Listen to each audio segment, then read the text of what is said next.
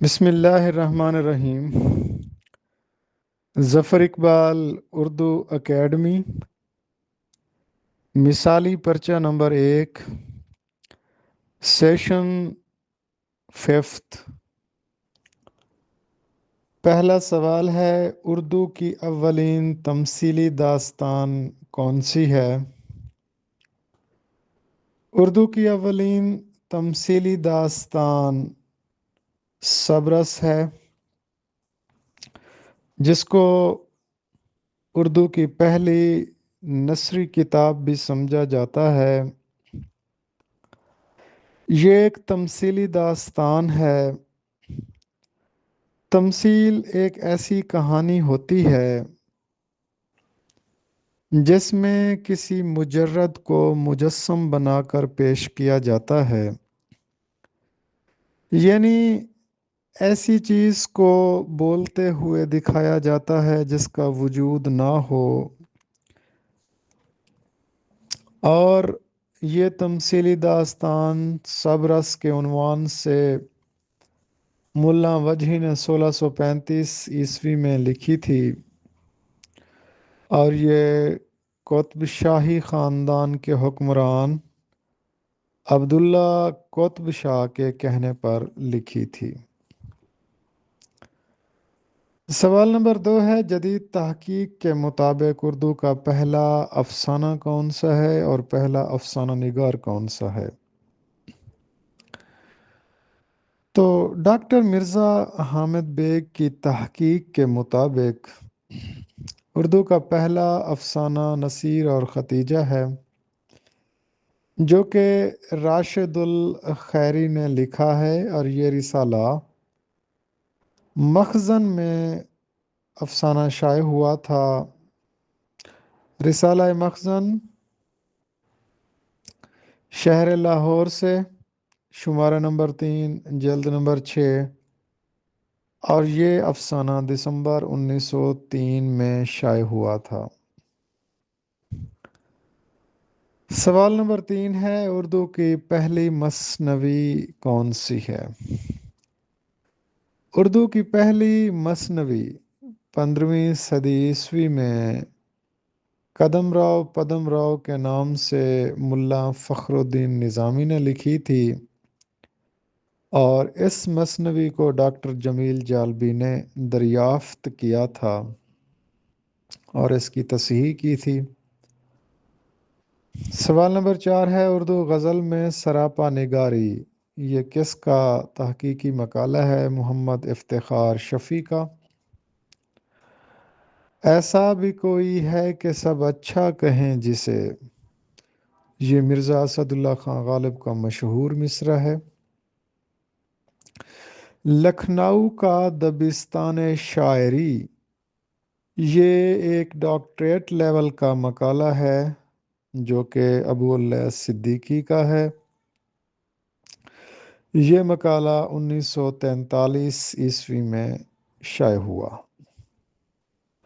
رفت و بود، اس کا کیا مطلب ہے؟ رفت گزرا ہوا یعنی فوت، اور بود فراموش شدہ۔ ماضی اور گزرے ہوئے وقت کے لیے ہم رفت و بود کا لفظ استعمال کرتے ہیں، اور رفت و بود کے عنوان سے اپنی خود نوشت لکھی ڈاکٹر ابو اللہ صدیقی نے۔ اردو سوانح نگاری کا آغاز مولانا الطاف حسین حالی نے کیا۔ بتائیے اردو کی پہلی سوانح عمری کون سی ہے؟ وہ ہے حیات سعدی، جو 1886 عیسوی میں شائع ہوئی تھی۔ اردو شعراء کا پہلا تذکرہ، یہ فارسی زبان میں میر تقی میر نے نکات الشعراء کے عنوان سے لکھا تھا۔ اردو زبان میں پہلا تذکرہ، جبکہ اردو زبان میں پہلا تذکرہ گلشن ہند مرزا علی لطف خان نے لکھا تھا۔ مثنوی سیف الملوک و بدیع الجمال، اس کا قصہ داستان الف لیلہ سے ماخوذ ہے۔ اتنا مجھے عزیز ہے دنیا میں ایک شخص، جتنی کسی ضعیف کو مسجد کی پہلی صف۔ جدید تحقیق کے مطابق اردو کے پہلے شاعر مسعود سعد سلمان ہیں، جن کا ہندی دیوان ناپید ہے، اور ان کو حافظ محمود شیرانی نے اردو کا پہلا شاعر قرار دیا ہے۔ اس سے پہلے امیر خسرو کو اردو کا پہلا شاعر مولانا محمد حسین آزاد نے قرار دیا تھا۔ رمل کا مطلب ہوتا ہے چٹائی بننا یا ستاروں کا علم یا گھرا ہوا۔ ایک بحر کا نام بھی رمل ہے، جس کے ارکان ہیں فاعلتن فاعلتن فاعلتن۔ دیوان غالب کا پہلا شعر بھی بحر رمل مسمن محذوف میں ہے۔ پہلا شعر ہے کہ نقش فریادی ہے کس کی شوخی تحریر کا، کاغذی ہے پیرہن ہر پہ کرے تصویر کا۔ غالب کے درج بالا شعر کے ارکان ہیں فاعلتن فاعلتن فاعلتن فاعلن۔ اردو غزل تنقید پر ایک مشہور کتاب ہے جس کے مصنف ہیں ڈاکٹر یوسف حسین خان۔ دیوان غالب کے پہلے شعر کی تقدید دیکھ لیجئے۔ نقش فریادی ہے کس کی، شوخی تحریر کا، کاغذی ہے پیرہن ہر پہ کرے تصویر کا۔ اردو کا پہلا ناول میرات العروس ہے، جو کہ ڈپٹی نذیر احمد نے لکھا ہے۔ احمد صدیق، جو کہ مجنوں گورکھپوری کا اصل نام ہے، ان کا انتقال 4 جون 1988 کو ہوا تھا۔ عباس تابش کا میر کی زمین میں ایک خوبصورت شعر ہے، مجنوں نے بتایا ہے کہ رستہ تیرے گھر کا، صحرا کی طرف سے ہمیں آسان رہے گا۔ اردو غزل تو ڈاکٹر یوسف حسین خان کی تصنیف ہے، جبکہ اردو غزل گوئی یہ فراق گورکھپوری کی تنقیدی کتاب ہے۔ الطاف حسین حالی کے استاد کا نام مرزا اسد اللہ خان غالب تھا۔ سبزہ بیگانہ کا مطلب ہوتا ہے خود رو سبزہ۔ دیوان غالب کو الہامی کتاب قرار دیا عبدالرحمن بجنوری نے۔ اردو ادب میں بے نکت داستان سلک گوہر کے نام سے انشاء اللہ خان انشا نے لکھی۔ اردو کی پہلی ناول نگار جو خاتون ناول نگار ہیں، ان کا نام ہے رشیدۃ النساء۔ اردو کا پہلا رباعی گو ملا وجہی کو سمجھا جاتا ہے۔ استعاروں کا بادشاہ نجم الدین آبرو کو کہا جاتا ہے۔ غلام عباس محض چھوٹے آدمی کا داستان گو ہے، یہ رائے دی ہے نون میم راشد نے۔ ترقی پسند ادیب محمود الظفر MAO کالج امرتسر میں وائس پرنسپل تھے۔ MAO یہ ایبریویشن ہے محمڈن اینگلو اورینٹل کالج کا۔ محمود الظفر کا تعلق ترقی پسند تحریک سے تھا، اور ان کی بیوی رشید جہاں کا تعلق بھی ترقی پسند تحریک سے تھا، اور ان کی بیوی رشید جہاں ماسکو میں دفن ہیں۔ غالب کے نئے خطوط ڈاکٹر انور سدید کی تصنیف ہے۔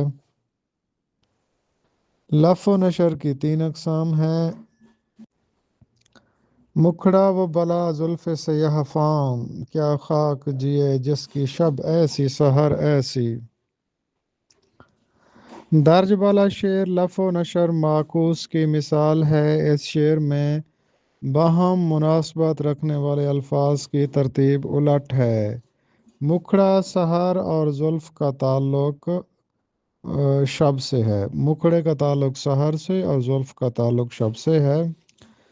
آفت کی پڑیا جھگڑالو عورت، جس کو فلک نے لوٹ کے ویران کر دیا، ہم رہنے والے ہیں اسی اجڑے دیار کے۔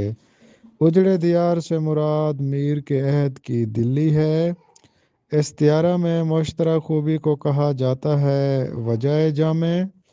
نہ تم مجرم نہ میں گنہگار، تم مجبور میں لاچار۔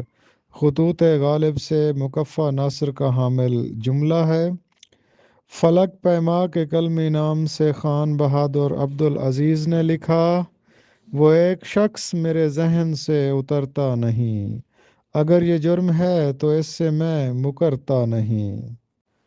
ہندی اور فارسی کی آمیزش سے محمود غزنوی کے دور میں اردو پیدا ہوئی، موہن سنگھ دیوانہ کی رائے ہے۔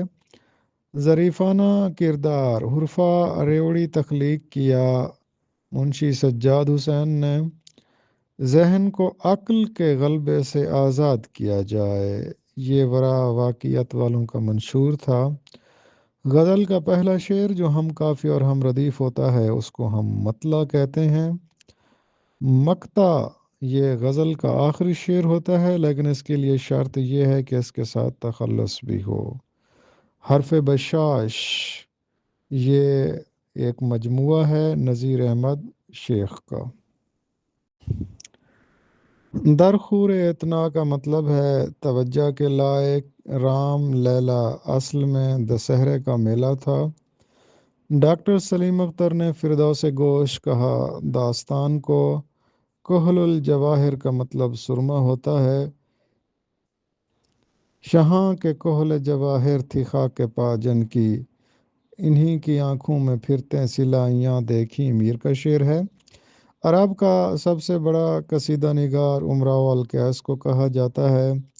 مدحیہ قصیدے نہیں لکھے جاتے تھے عرب میں۔